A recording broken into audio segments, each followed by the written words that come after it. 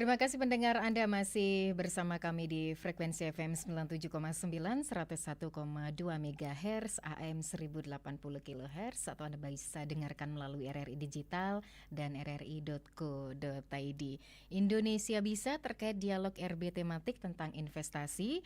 Telah hadir narasumber di Studio Pro 1. Kita bersama, ini manggilnya Bapak atau Kakak ya? Boleh aja. Oh, boleh aja, siap. Dengan Bapak Iputu Hendra Mas Marteyane MA selaku sejarawan Undiksa sekaligus Ketua Literasi Bali Utara dan Komunitas Clio Club ya. Dan nanti akan sharing pendengar seputar topik investasi pendidikan melalui bedah buku. Ya, selamat siang Selamat Pak siang. Putu. Sehat Bapak? Sehat. Wah, luar biasa. Terima kasih atas kehadirannya di Studio Pro 1. Nanti sharing ya bersama pendengar Pro 1 terkait topiknya investasi pendidikan melalui bedah buku ya. Dan terkait dengan investasi dalam pendidikan, selain melalui bedah buku, ada juga investasi pendidikan yang memang ini salah satu keputusan yang paling bijak yang dibuat oleh seseorang begitu ya Pak Putu ya, untuk mencapai kesuksesan tentunya di dalam jangka panjang, baik itu dalam karir nanti, pengembangan keterampilan, kemandirian finansial, pendidikan yang memberikan manfaat yang tidak ternilai bagi individu dan masyarakatnya. Menurut Pak Putu yang juga selaku Ketua Literasi Bali Utara dan Komunitas Clio Club, ini seberapa pentingkah investasi pendidikan melalui bedah buku? Silakan Pak Putu. Baik, terima kasih. Tentu saja ini bagian dari upaya kita untuk mengupgrade dan mengupdate literasi masyarakat Indonesia ya. Dan kita ketahui bahwa dari beberapa laporan NGO internasional, tingkat literasi kita cukup rendah. Tahun 2016 misalkan dari 69 negara kita hampir di urutan bontot itu. Nah, dengan adanya kegiatan-kegiatan seperti ini diharapkan akan mampu meningkatkan daya kritis dari generasi muda. Nah, kira-kira itu gambaran umum dari kegiatan ini. Oke, iya. Dan memang kalau menurut Pak Putu selaku akademisi begitu ya, ini memang investasi pendidikan itu secara jangka panjang memang bisa menunjang dari individu ataupun masyarakat itu sendiri. Contohnya mungkin nanti peningkatan dalam karir, finansial dan sebagainya. Itu yang merupakan faktor terpenting begitu ya Pak Putu. Kalau dalam konteks yang lebih luas kita pakai negara ya.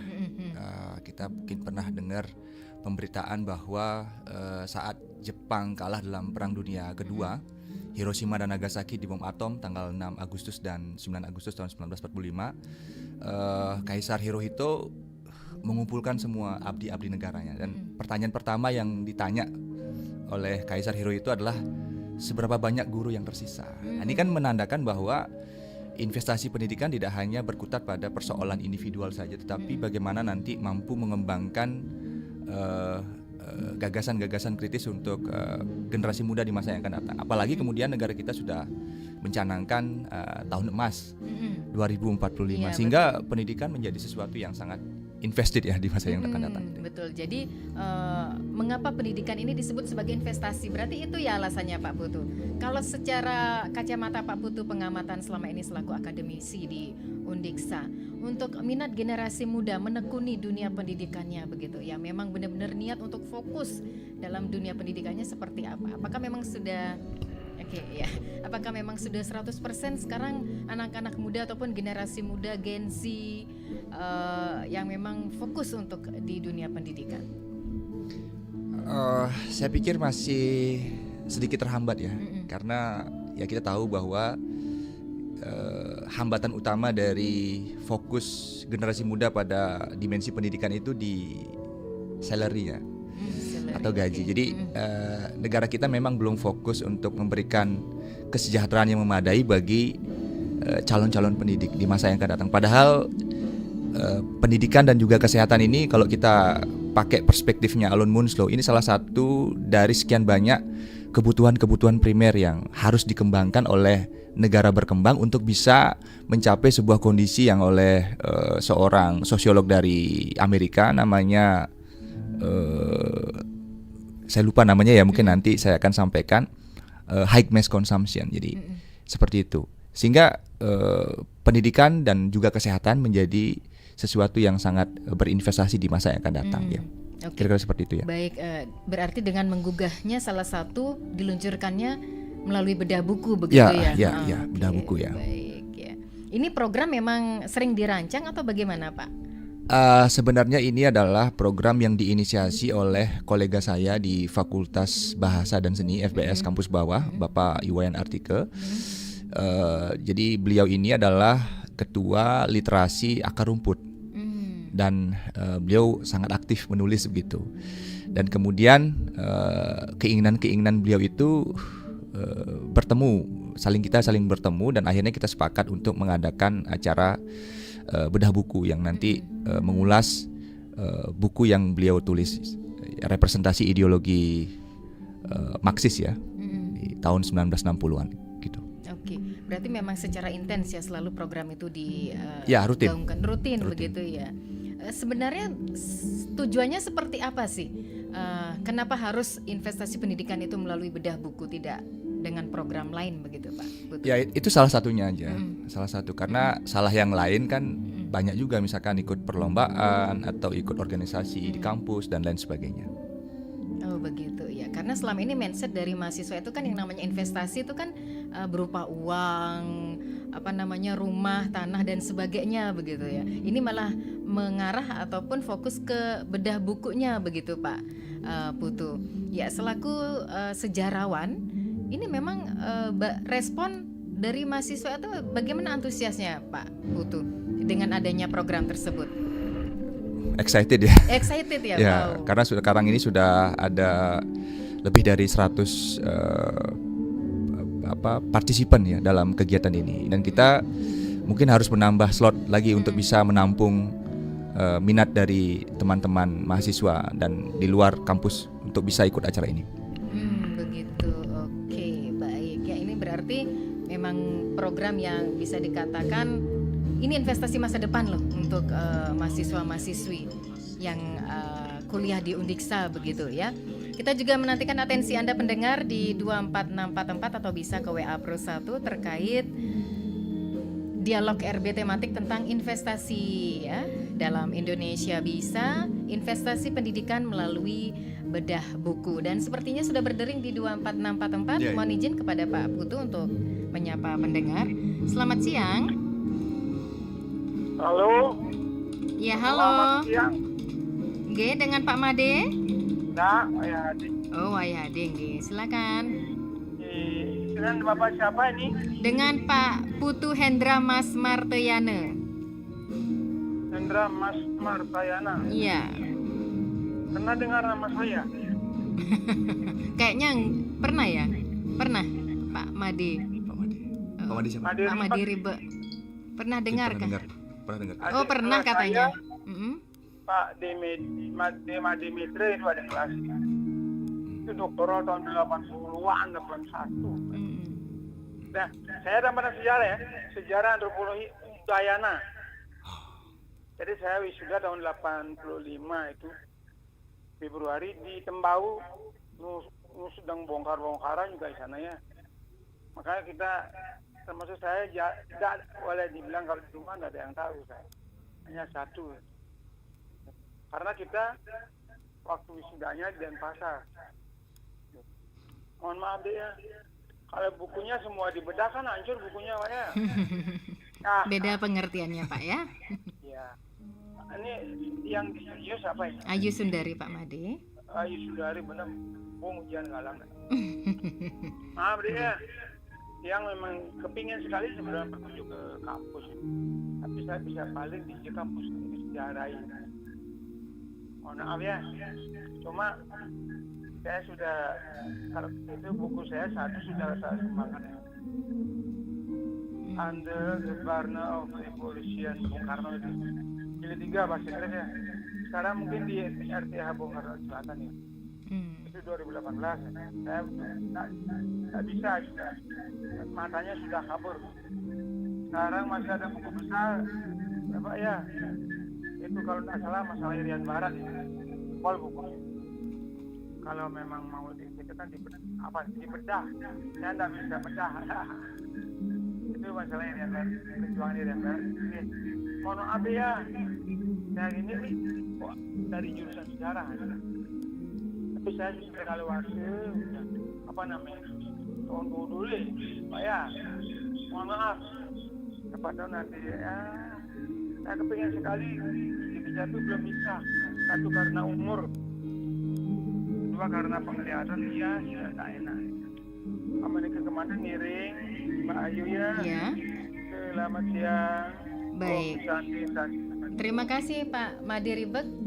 Beliau sempat punya buku tapi sudah disumbangkan begitu ya. Berhubung sudah usia, jadi faktor penglihatan dan sebagainya itu kayaknya udah nggak nampung, nggak kuat gitu untuk membaca kembali gitu ya. Nah kembali lagi untuk literasi ya, minat menggugah generasi muda Gen Z ini untuk membaca buku itu seperti Pak Putu sampaikan tadi, ternyata melalui program bedah buku itu excited banget ya.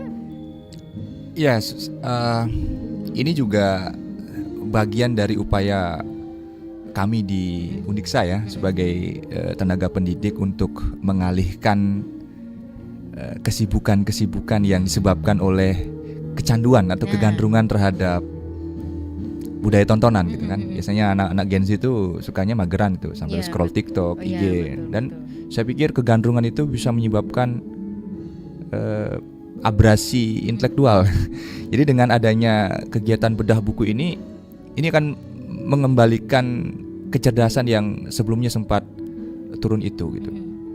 Karena dengan kita membaca, maka kita akan memiliki banyak sekali vocabulary atau diksi dalam kepala kita. Dan biasanya saat kita membaca banyak buku, maka kita perlu mengaktualisasikan itu dalam bentuk tulisan. Dan biasanya orang-orang yang suka membaca karena dia punya diksi yang banyak itu akan berpengaruh besar pada kemampuan public speaking ya. Karena dia mempunyai banyak kosakata yang tidak mungkin dimiliki oleh kebanyakan orang ya gitu. Oke, baik. Yang disampaikan oleh Pak Ribek gimana nih? Kalau sudah usia apakah harus kita menyumbangkan buku-buku yang sudah kita punya begitu? Saya pikir nanti untuk Pak Ribek bisa menyumbangkan buku-buku itu ke program studi pendidikan sejarah. Ya, karena kami fokus pada masalah-masalah pendidikan. Bisa jadi nanti buku-buku yang disumbangkan oleh Pak Ribek itu memiliki nilai historis yang sangat tinggi ya. Karena biasanya orang sejarah itu sangat suka dengan sesuatu yang berumur lama gitu ya. Semakin tua semakin disayang gitu, kalau orang sejarah. Jangan sampai semakin tua semakin disumbangkan. Ya, benar sekali. Gitu. Baik, berdaring kembali ya di 24644. Ya, selamat siang. Selamat siang Mbak Ayu. Iya. Inge dengan Ibu Nyoman. Ye. Oke. Selamat siang Bapak narasumber. Selamat siang Ibu. Yang ini Niki usianya sudah lanjut 77 umur saya, tapi masih getol banget membaca. Kadang-kadang mata saya kabur. Pertanyaan saya Pak, bagaimana caranya mengalihkan? Saya kan punya cucu, punya anak-anak masih sekolah tuh. Anaknya udah semua kerja, cucunya. Jadi mengalihkan dia dari permainan gadget. Saya biasakan dia, saya taruh di buku, di meja buku-buku, kadang buku agama dan buku yang lain-lain. Dia tidak tertarik Pak. Jadi pertanyaan saya, bagaimana caranya supaya mereka itu mau mengalihkan pikirannya ke buku dari main HP. Saja pertanyaannya Pak. Terima kasih banyak. Baik, terima kasih Ibu Nyoman yang ada di Tajun atas pertanyaannya begitu ya. Ini wah luar biasa, Ibu Nyoman masih bisa dikatakan kuat ya nalarnya dan kuat panca inderanya untuk selalu membaca dan membaca walaupun umurnya sudah 77 tadi ya Pak Putu ya. Ya, benar sekali. Dan beliau mempertanyakan bagaimana ini mengalihkan anak dan cucunya dari permainan gadget begitu ya, mengalihkan perhatiannya karena sudah berusaha nih Bu Nyomannya untuk memberikan atau di samping anak cucunya tuh buku-buku dan sebagainya, tapi kok tidak tertarik gitu ya. Ini mungkin ada tips dan triknya mungkin ya Pak Putu, silakan. Ini masalah orang tua di Indonesia ya secara umum dan memang ini bukan ranah saya karena ini kan sifatnya ke psikologis ya. Iya, tapi setidaknya Pak Putu mungkin punya pengalaman Ya. yang sebelumnya saya juga dulu nggak terlalu suka baca nih, gitu kan. Ya, kalau saran jangka pendek ya, dari ibu penanya mungkin nanti bisa menyuguhkan cucunya ya atau anaknya dengan permainan-permainan atau games yang memang berorientasi pada literasi. Itu kan banyak itu ya. Dan kemudian hadirkan juga eksistensi dari kedua orang tuanya, entahkah itu ayahnya atau ibunya. Karena selama ini yang saya lihat anak-anak yang kecanduan gadget itu mereka tidak bisa mereka tidak bisa membayangkan kehadiran dari ibunya maupun bapaknya. Dan kita mesti mengakui bahwa dalam konteks keindonesiaan banyak sekali anak-anak Indonesia yang dalam hal ini saya sebut sebagai fatherless atau ketiadaan eksistensi dari ayah. Sehingga bisa jadi ini menjadi salah satu sebab kenapa kemudian muncul fenomena yang tadi disebutkan oleh ibunya tadi ya, kecanduan dan kegandrungan pada gadget. Ya, dampak negatifnya ya tadi sudah disebutkan bahwa kalau misalkan gadgetnya itu diambil atau ditarik dari si anak, ya anak itu bakal ngereog. Ya, itu dampak negatif dari gadget atau budaya tontonan. Saya menyebutnya sebagai budaya tontonan. Oke. Walaupun dari si anak tersebut memegang gadget, setidaknya yang dicari itu edukasi begitu ya. Edukasi mungkin gimana sih supaya menggugah kita lebih banyak membaca buku. Manfaat dari gadget itu sendiri bisa nggak kira-kira Pak Putu? Supaya dia mau menyentuh buku di sampingnya gitu loh, atau gimana? Mungkin mencari sharing mengklik beberapa channel-channel YouTube begitu ya? Ya, kalau misalkan mau seperti itu ya perlu kehadiran dari orang tua. Oke, berarti perlu diarahkan. Perlu diarahkan. Ini adalah tayangan yang begini, ini tayangan begitu. Jadi jangan biarkan anak itu lonely atau alone ya, sendirian dalam mengakses informasi yang tidak ada batasnya. Itu kan sangat berbahaya. Ada banyak konten-konten negatif yang nanti bisa mempengaruhi tumbuh kembang dari anak gitu ya. Dan salah satu cara untuk mengalihkan pikiran mereka ya kita harus seperti yang sudah saya sampaikan tadi, menghadirkan games-games yang orientasinya literasi. Itu melatih kinerja otak ya dan lain sebagainya gitu. Oke, baik. Ya mungkin seperti itu ya Bu Nyoman ya. Tergantung kebiasaan juga sih ya di rumah ya. Mungkin lebih ketat ya orang tuanya, Senin sampai dengan Jumat tuh nggak boleh pegang handphone di anaknya. Tapi saking ketatnya ntar handphone temen yang dipinjam. Oke, kita terima kembali atensi pendengar. Selamat siang. Selamat siang. Iya, dengan Sundari. Siap dengan Pak Anggas. Ya. Oke, silakan Pak Anggas. Ya, jadi sesuai dengan julukan Kota Singaraja, Kota Pendidikan. Betul. Nah, ini kembali kepada Kota Pendidikan. Kalau tidak ada Undisa, Kota Singaraja akan mati total. Ya, ini karena Undisa lah bisa lagi bernapas.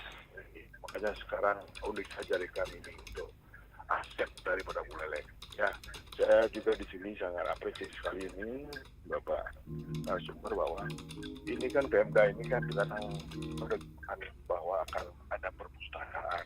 Jadi mohon sekarang tanah bekas BPU Tubang Beringgalumbu yang sekarang di sebelah selatan Gajah Mada itu ya, itu akan dijadikan perpustakaan. Sekarang ini masih dalam sayur, mungkin masih menunggu anggaran. Nah, udahlah ini dengan adanya perpustakaan itu bisa juga dapat baca sehingga mudah buku yang dimasukkan itu bisa di sana dilaksanakan. Kayak dulu tadi apapun sebenarnya karena ini adalah kota pendidikan harus memang banyak ide kreatif yang masuk. Saya sangat apresiasi sekali dengan programnya ini, jadi banyak sekali. Mari kita masalah budaya ini harus kita ikut memikirkan hal-hal yang pendidikan yang ke depan. Intinya yang tadi mungkin Anda menyampaikan masalah anak bisa itu kan tergantung di bagaimana menyikapi dari uang, terutama dari hal ini dan terutama orang tua dulu yang di dalam dulu. Orang tuanya seperti apa? Kadang-kadang orang tuanya memanjakan anak-anaknya dengan memberikan suatu hadiah-hadiah yang berlebihan, yang tampaknya nanti akan tidak mendidik pada anak itu. Mestinya itu tidak boleh. Beda dengan di luar negeri. Kalau luar negeri itu sekali tidak akan cantoran. Jadi di sana dia hanya untuk belajar, dia akan dipakai terbatas waktunya, terbatas untuk identitas. bedanya kalau kita bandingkan dengan di Indonesia. Jadi seolah-olah di Indonesia itu anak baru pangsengeling dan sampai ngambil, padahal itu salah. Kalau mendidik namanya itu salah total itu. Nah ini semoga lah ini cenderung jadi ini rumah perpustakaan ini, sehingga nanti kita bisa bersinergi dengan kampus Indonesia yang dimotori oleh beberapa sejarawan. Setelah apa ada ya, terima kasih banyak. Baik, terima kasih Pak Anggas yang ada di Kubu Tambahan. Kalau tidak ada Undiksa ini, ya kan? Ini memang benar-benar Singaraja dijuluki dengan kota pendidikan. Ada saran juga, tapi memang sebelumnya Pak Anggas sudah pernah mendengar gitu ya akan didirikan perpustakaan bekas BPU yang ada di Selatan Gajah Mada, Jalan Gajah Mada, itu akan dijadikan perpustakaan mungkin sambil menunggu anggaran sepertinya ya. Itu bagus juga untuk menggugah minat Gen-Z sekarang untuk lebih banyak membaca, begitu kebiasaannya membaca begitu ya. Dan Pak Anggas mengapresiasi dengan program dari Undiksa terkait dengan bedah buku gitu ya. Silakan tanggapannya Pak Putu. Ya sebenarnya di luar Undiksa sendiri, terutama untuk beberapa kegiatan yang bersifat non birokrasi, mahasiswa kami di Fakultas Hukum dan Ilmu Sosial, khususnya di program studi pendidikan sejarah, itu sudah menggagas berbagai macam kegiatan dan event yang berkaitan dengan peningkatan literasi.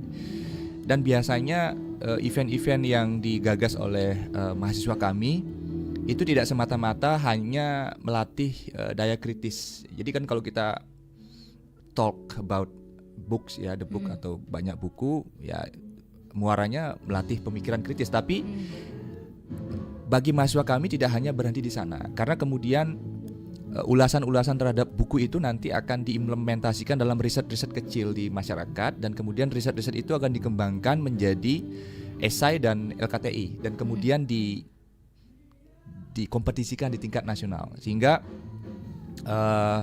banyak sekali mahasiswa kami dari tahun 2020 saat saya menjadi pembimbing kemahasiswaan sampai sekarang itu meraih berbagai macam perlombaan di tingkat nasional maupun regional seperti itu.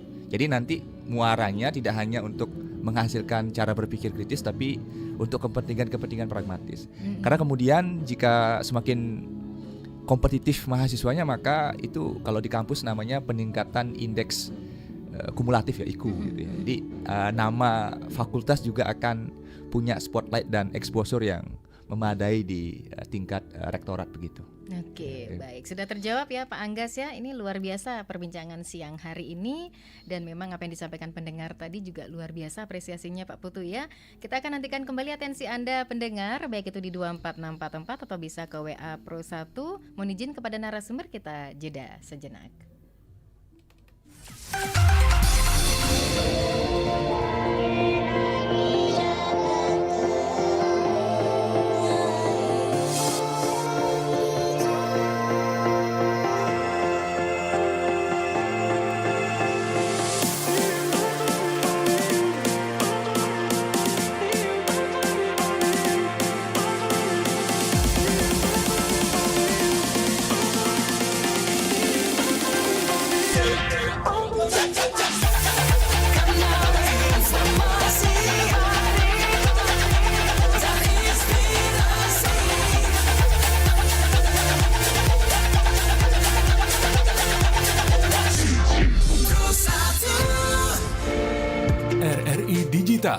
Nikmati kemudahan interaksi, partisipasi, dan kolaborasi dengan RRI Digital.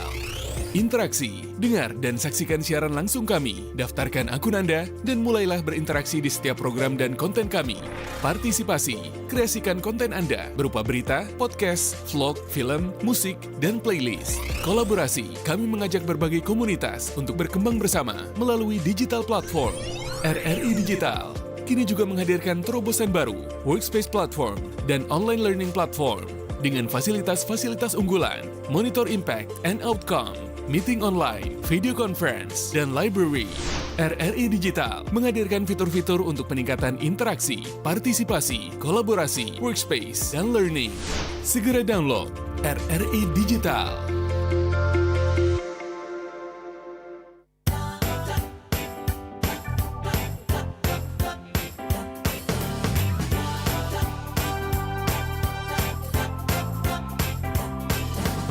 Kita berbeda dalam menentukan pilihan.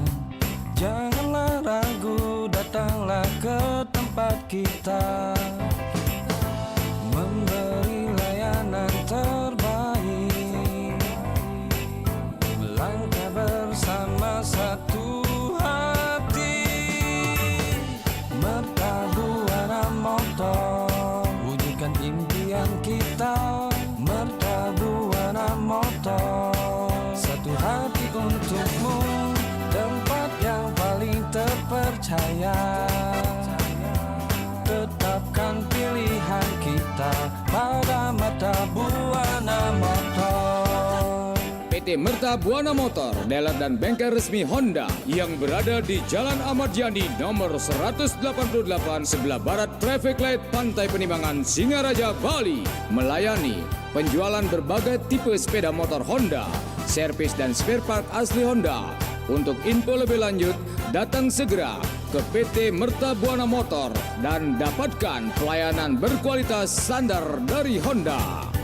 Mertabuana Motor, wujudkan impian kita. Mertabuana Motor, satu hati untukmu, tempat yang paling terpercaya. Tetapkan pilihan kita pada Mertabuana Motor.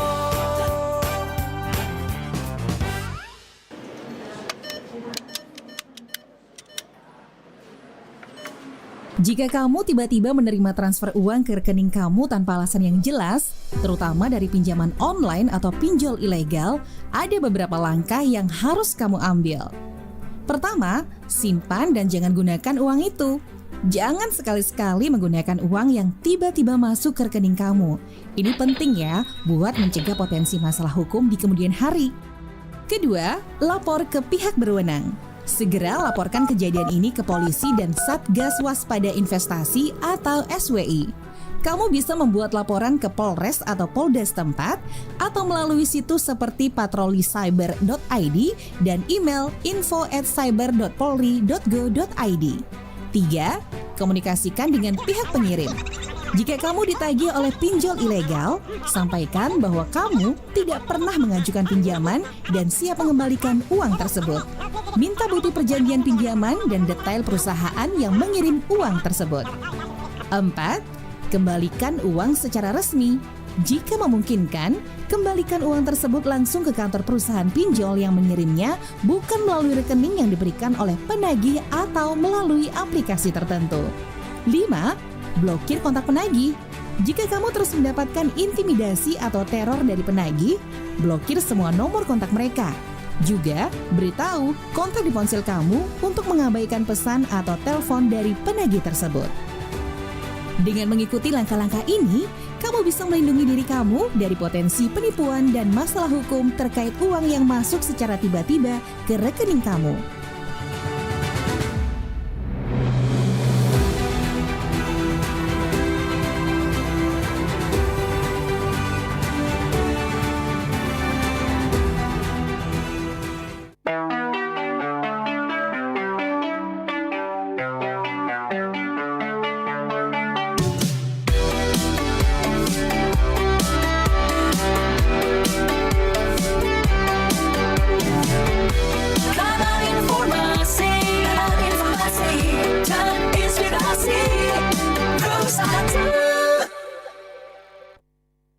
Ya, pendengar, Anda masih bersama kami dalam Indonesia Bisa seputar investasi ya. Terkait topik investasi pendidikan melalui bedah buku bersama narasumber Bapak Ibu Tuhendra Mas Martayana MA selaku sejarawan Undiksa sekaligus Ketua Literasi Bali Utara dan Komunitas Clio Club. Nah, Pak Putu, kebetulan kan selaku ketua Literasi Bali Utara nih dan juga komunitas Clio Club, itu sudah seberapa besar manfaatnya di tengah kehadiran mahasiswa-mahasiswi yang ada di kampus Undiksa dengan hadirnya Literasi Bali Utara dan komunitas Clio Club ini, Pak Putu? Harus dibedakan dulu ya, komunitas Clio Club sama Literasi Bali ini Utara beda. ya. Beda. Tapi satu ketua. Satu ketua. Oke, Satu ketua. baik. Itu perbedaannya di mana, Pak Putu? Kalau Clio Club ini nanti khusus bagi mahasiswa program studi pendidikan sejarah. Oh gitu. Ya, muaranya seperti yang sudah saya sampaikan barusan, hasil diskusi itu nanti akan diimplementasikan dalam bentuk riset-riset kecil di lapangan, dan itu akan di-create dalam bentuk esai, kemudian LKTI, dan juga adik-adik mahasiswa di program studi pendidikan sejarah yang punya gairah untuk mengikuti lomba debat. Jadi nanti ada 3 poin utama dalam komunitas Clio Club itu, yaitu esai, LKTI, dan lomba debat. Nah, sedangkan Literasi Bali Utara ini di luar kampus, jadi gerakannya di luar kampus dan membahas berbagai macam fenomena kesejarahan yang ada khususnya di Bali Utara. Dan sebenarnya kegiatan ini atau komunitas ini diinisiasi atau dipelopori oleh senior saya, Bapak Profesor Dr. Imade Paga M. Hum. Oh, Pak Paga. Pak Paga. Siap, nggih. Baik. Di sana ya perannya ya. Ya, peran beliau di sana khususnya nanti akan membahas misalkan kayak sejarah pura gitu ya. Bangunan-bangunan kolonial seperti itu, kampung pecinan di Singaraja, kampung-kampung Arab, Bugis dan lain sebagainya. Oke. Kalau yang literasinya, Literasi Bali Utaranya? Ya, itu Literasi Bali Utara. Fokusnya ke kajian-kajian yang mungkin skupnya dia lebih abstrak ya. Lebih abstrak. Kalau yang Clio Clubnya itu kebutuhan pragmatis untuk kebutuhan lomba biasanya. Tapi juga tetap mengedepankan gagasan-gagasan kritis dari mahasiswa. Tapi bila ada mahasiswa di Undiksa yang mau bergabung di dalam komunitas Literasi Bali Utara, kami persilakan. Dan ini komunitas ini sifatnya NGO ya, non-profit gitu. Ya. Yang penting punya kemauan, kegigihan, siap bekerja keras, bekerja sama, ya kita pasti akan terima adik-adik mahasiswa ya, terutama yang tapi memang banyak ya sudah merekrut anggota nih ya, komunitas tersebut. Ya, kita nggak mementingkan kuantitas sih, yang penting ada kualitas yang bisa kita ambil. Gitu. Berarti prodi-prodi yang harus sejarah begitu baru bisa masuk ya, atau mungkin tidak bebas? Tidak harus. Yang penting dia punya passion, nggak atau gairah untuk di bidang keilmuan dan intelektual, mengembangkan gagasan-gagasan kritis, ya sudah cukup sebenarnya. Dan siap untuk berdarah-darah di lapangan, karena nanti kan kita akan sering turun ke lapangan gitu. Sampai berdarah-darah? Ya kan bahasanya begitu. Gitu. Maksudnya secapek mungkin ya, gitu ya. Karena kan tugas mahasiswa kan banyak tuh. Dia harus ikut kuliah, kemudian dia harus ikut organisasi kalau dia punya passion. Nah, karena kemudian ada istilah kupu-kupu mati ya, istilah di jangan Undiksa kuliah itu. pulang gitu kuliah maksud. pulang malam party, gitu. kupu-kupu mati istilahnya. Gitu. Kuliah pulang malam party gitu ya. Gitu ya, ada istilah begitu. Jangan sampai semua mengarah ke kupu-kupu mati gitu ya. Sekali. Oke, berarti ada juga istilah kura-kura itu. Apa lagi itu? Kuliah rapat itu bagi para aktivis. Atau mungkin ada lagi nggak istilah selain kura-kura, selain kupu-kupu? Sejauh ini baru itu aja ya. Saya ketahui dari obrolan dengan adik-adik mahasiswa itu bahasa. Atau Gen Z. ada istilah kuli nanti, kuliah nongki. Kuliah nongki ya, bisa jadi ya, kuliah nongki ya. Oke, jangan sampai ada istilah gitu ya. Tapi nongkinya yang positif ya, Pak Putu ya. Karena Pak nongkinya kebetulan juga ada tugas tuh. Jadi mumpung wifi gratis, nongki di sana gitu kan. Seperti itu sih banyak ya, kebanyakan mahasiswa. Oke, pendengar, kita masih menantikan atensi Anda di 24644 atau bisa ke WA Pro 1 terkait topik investasi pendidikan melalui bedah buku ya. Dan memang pendengar penting sekali dan sangat bermanfaat sekali begitu ya kalau kita berinvestasi ke dunia pendidikan karena ini secara jangka panjangnya begitu ya, mencapai kesuksesan, baik itu peningkatan karir, pengembangan keterampilan, kemandirian finansial, dan pendidikan itu memberikan manfaat yang tidak ternilai begitu bagi individu dan masyarakat, apalagi generasi muda nanti mencapai generasi emas di tahun 2045. Jadi penting ya sejak dini investasi pendidikan itu diterapkan begitu ya Pak Putu ya. Ya, penting sekali itu dalam konteks negara ya, negara bangsa yang lebih luas itu merupakan modal yang tidak ternilai harganya. Ya.